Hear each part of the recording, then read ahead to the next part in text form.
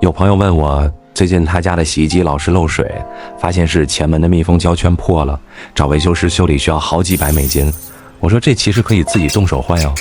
今天北美不求人，就用2分钟教会你如何自己动手更换洗衣机的密封圈。Let's go。第一步，拆下固定钢圈。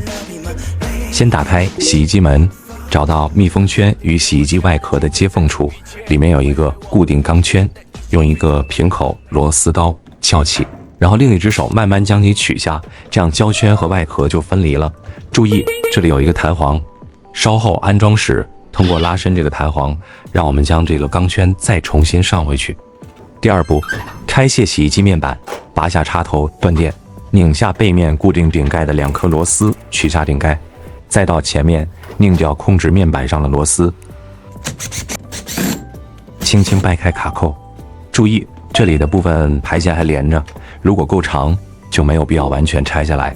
接着拆前门面板，同样拧掉螺丝，松开卡扣，整块面板连同门就能一起拿下来。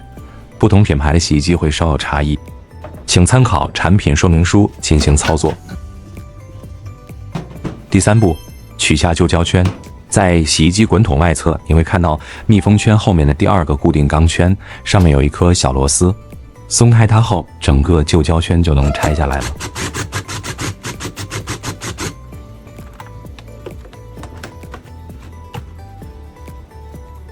我的这个胶圈没坏，可以温水洗净再装回，坏了的话就根据型号在网上买一个新的。第4步，安装新密封圈。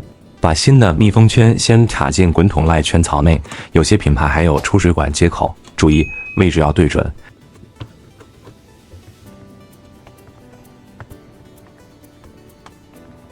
再装上内侧固定钢圈，并拧紧螺丝。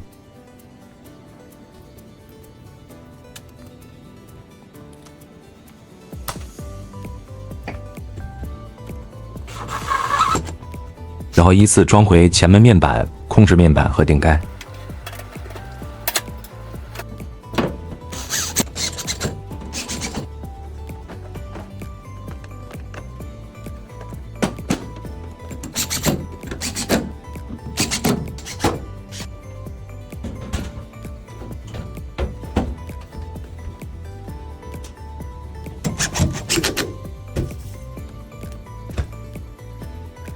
第5步，卡上外钢圈。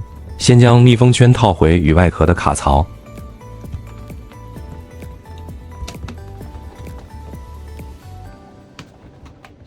因为钢圈比胶圈略小，需要一点一点沿着密封圈边缘慢慢推进。